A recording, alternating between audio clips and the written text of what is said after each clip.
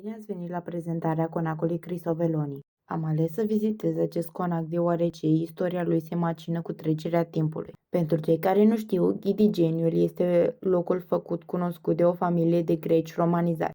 Această familie străveche locuia la sfârșitul secolului al XVI-lea pe insula greacă Chios din Marea Egee. De-a lungul anilor, palatul de la Ghidigeni, care a trecut și printr-un incendiu devastator în anul 1935, s-a degradat. Astăzi, conacul se află în stare de procolaps. Nicolae Cristoveloni, împreună cu soția sa, au cunoscut toate evenimentele nefaste ale primei jumătăți ale secolului 20, criza mondială cauzată de Banca de București, cel de-al doilea război mondial, confiscarea averii de comuniști și închisoarea comunistă. Cu confiscarea bunurilor familiei, perlele și alte bijuterii ale doamnei Cristoveloni au ajuns în posesia Elenei Ceaușescu. Conacul a fost naționalizat în 1948 și a fost transformat în gospodărie agricolă de stat.